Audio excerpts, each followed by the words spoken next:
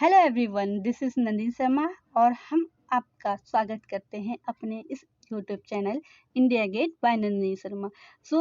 इस वीडियो में हम पार्ट 2 को कंटिन्यू करेंगे, जिसमें हम ईकेटी के मोस्ट एक्सपेक्टेड क्वेश्चन को, मोस्ट इम्पॉर्टेंट क्वेश्चन को देखेंगे और विथ सोल्यूशन देखेंगे। ठीक, तो हम अपने पार्ट 2 के पहले क्वेश्चन पे आते हैं, या फिर कह सकते हैं continuation of the first part, that is your question number 11।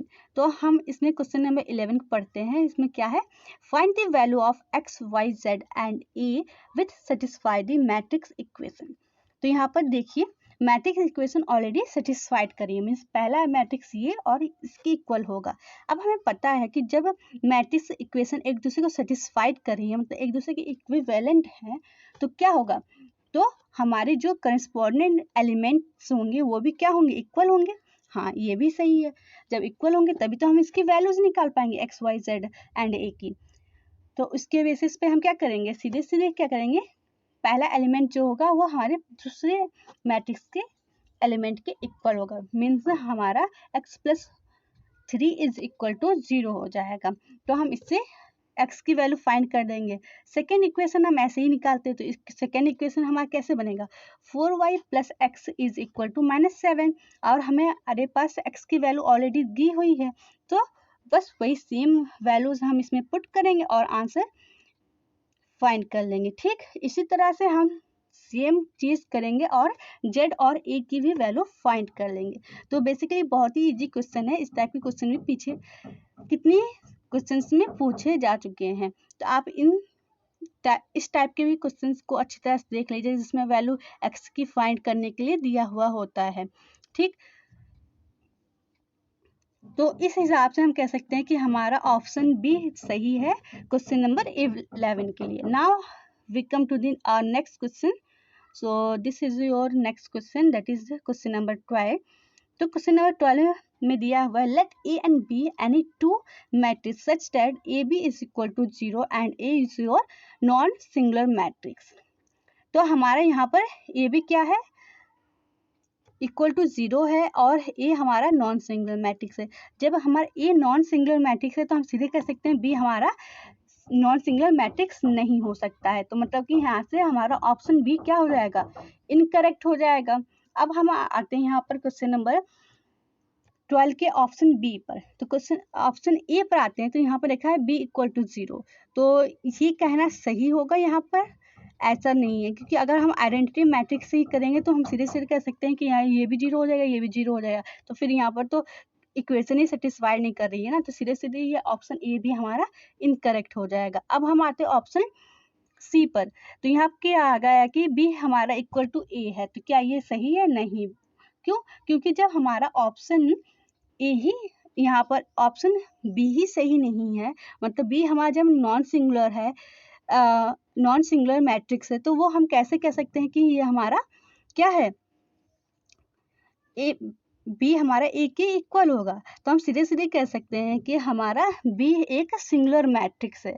ठीक, सो यहाँ पर हमारा क्वेश्चन नंबर 12 का करेक्ट आंसर क्या होगा, क्वेश्चन नंबर 12 का करेक्ट आंसर हमारा डी होगा। अब हम आते हैं अगले क्वेश्चन पे। If AB equal to 0 and BA is equal to not 0 then necessarily, तो इसमें से चारों ऑप्शन में क्या सेटिस्फाइड करेगा।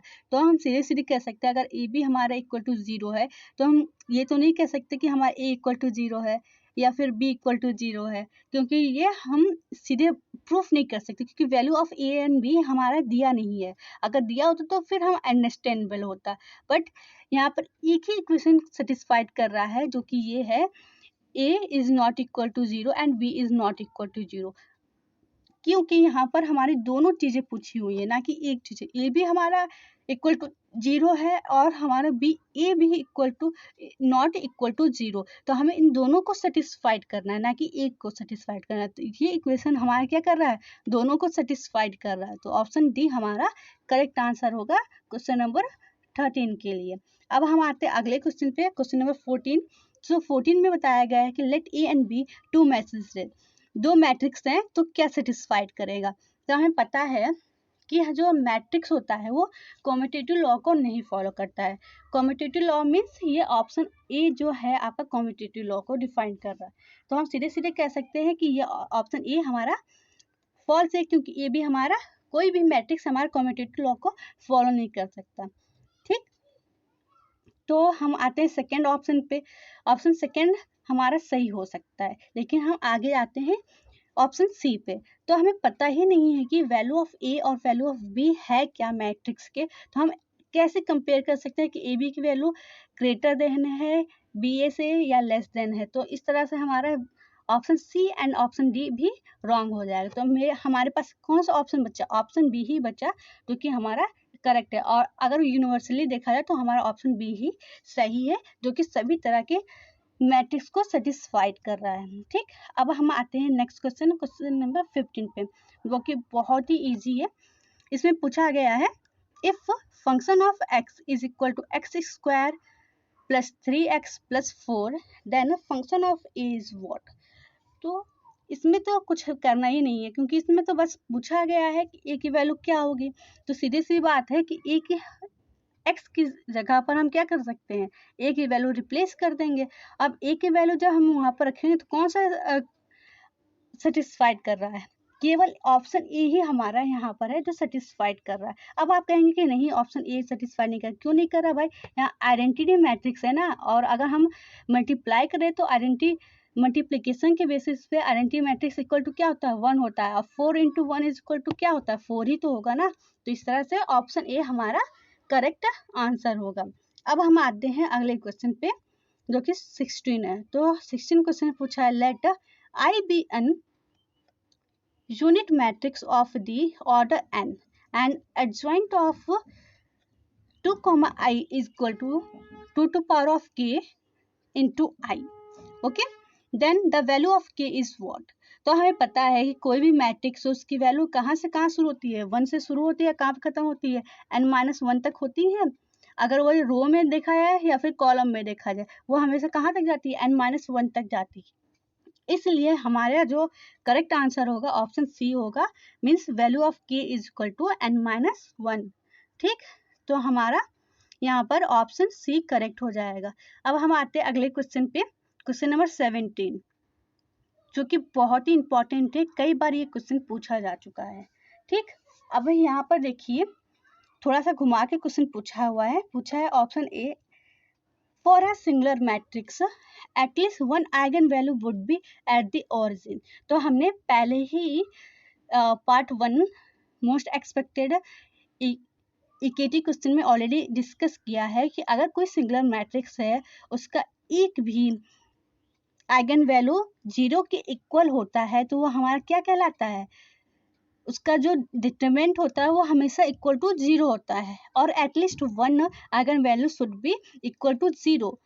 एंड अब आप समझ चुके होंगे कि हम 0 क्यों कह रहे हैं। ऑरिजिन मीन्स हम यहाँ पर डिफाइन कर रहे हैं दैट इज योर 0, क्योंकि हमें पता है अगर कोई भी वैल्यू ऑरिजिन पे होता है मतलब 0,0 पे होता है, यही तो वैल्यू होती है एक्स पर, और वाई पर हमारा क्या हो 0 पर, इट्स मीन्स 0। तो हमारा वो क्या कहलाएगा? सिंगुलर मैट्रिक्स कहलाएगा। अब समझ में आ गया आपको? तो इस हिसाब से आपका ऑप्शन ए क्या होगा? करेक्ट आंसर होगा। ठीक, अब हम आते हैं अगले क्वेश्चन पे, जो कि बहुत इंपॉर्टेंट है और मोस्ट एक्सपेक्टेड है, क्योंकि इस टाइप से क्वेश्चन से भी बहुत सारे क्वेश्चन पूछे जा सकते हैं। इस वजह से मैंने इस क्वेश्चन को स्पेशली आपके लिए फ्रेम किया है। तो इसमें हमने 4 तरह के मैट्रिक्स यूज किए हैं जो कि कॉलम ए में है, और उसके रिगार्डिंग क्या क्या प्रॉपर्टीज होती हैं वो कॉलम बी में बताई गई है। ठीक, अब हम मैच द फॉलोइंग पर आते हैं, इसे मैच करते हैं कि वाकई क्या क्या है। तो हमें पता है सिंगुलर मैट्रिक्स है और उसकी एक आइगन वैल्यू, जैसे कि हमने पहले ही डिस्कस किया है कि वो क्या होती है? एटलीस्ट 0 होती है। तो हम इस हिसाब से कह सकते हैं उसका डिटरमिनेंट क्या होगा? 0 होगा। जैसे पहले ही वीडियो में, प्रीवियस वीडियो में हमने एक मैट्रिक्स थी जिसकी आइगन वैल्यू क्या थी? 0 थी। तो हमने उसका डिटरमिनेंट क्या फाइंड किया था? Just a second, just a little bit second, that is your 0। तो इस हिसाब से हम कह सकते हैं कि हमारा यहाँ पर जो सिंगुलर मैट्रिक्स होती है उसका डिटरमिनेंट क्या होगा? 0 होगा, जो कि हमारा पी का क्यू में मैचिंग, जो क्यू पी वैल्यू है दैट इज मैट्रिक्स है वो हमारे थर्ड वाले कॉलम 2 से मैच हो जाएगी। ठीक, ये बात होती है। अब हम आते हैं नेक्स्ट पर, नॉन सिंगुलर मैट्रिक्स। तो नॉन सिंगुलर मैट्रिक्स में क्या होता है, बेसिकली नॉन स्क्वायर मैट्रिक्स। जो नॉन स्क्वायर मैट्रिक्स मतलब कि वो अनइवन मैट्रिक्स होंगे, मतलब 2x3 होगा, 3x4 होगा, कुछ भी हो सकता है, लेकिन 2x2 नहीं हो सकता, मतलब कि ये चीज़ नहीं हो सकती, मतलब n×n नहीं होगा और सब कुछ हो सकता है। ठीक, तो हम यहाँ पर आते हैं, तो इसमें क्या हो सकता है, ये कौन सी प्रॉपर्टी फॉलो कर सकती है। तो हम सीधे सीधे बता सकते हैं कि जब वो नॉन स्क्वायर मैट्रिक्स है तो सीधे सीधे वो क्या होगा, एक उसका जो डिटरमिनेंट होगा डिफाइंड नहीं होगा, सीधी सी बात है। हाँ, उसका डिटरमिनेंट। अब हम आते हैं नेक्स्ट ऑप्शन पे। तो यहाँ पर हमारा आर होता है, आर हमारी एक मैट्रिक्स है। तो आर में हमें पता है कि ये आर हमारा किस टाइप का मैट्रिक्स है, आर हमारा एक रियल मैट्रिक्स है।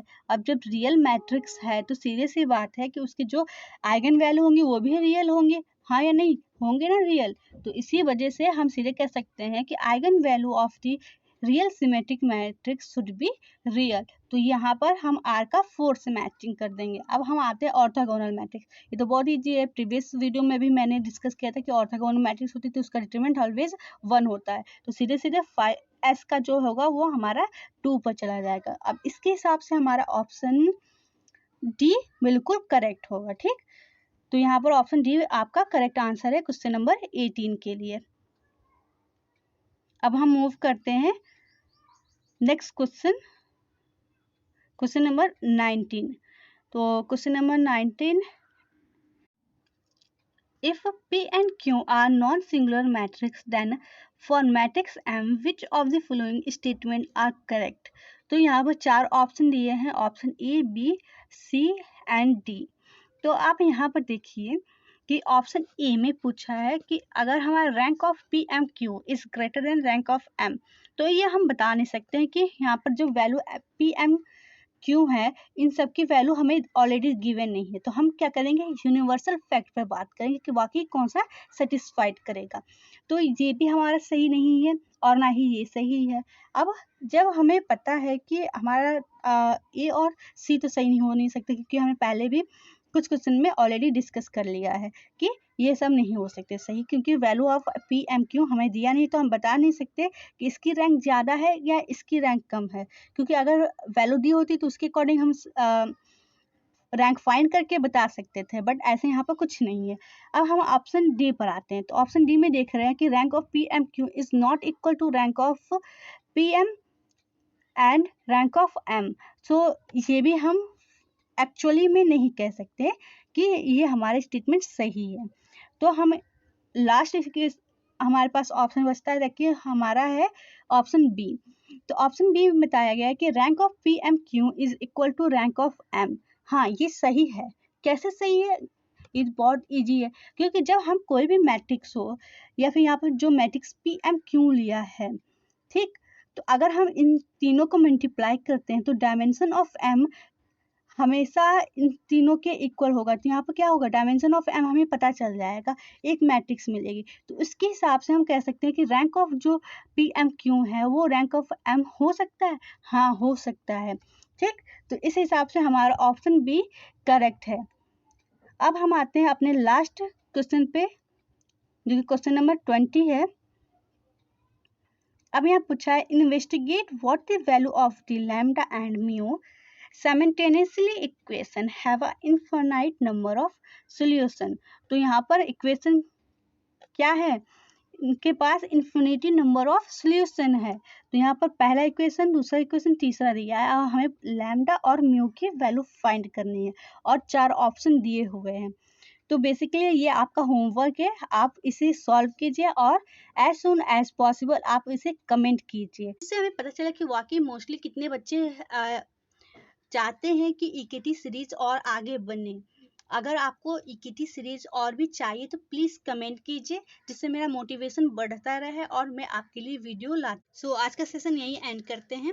आई होप आपको हर एक क्वेश्चन सही से समझ में आया होगा। यदि आपकी कोई क्वेरी है तो आप कमेंट कीजिए। Thank you for watching. and leave your answer into the comment section.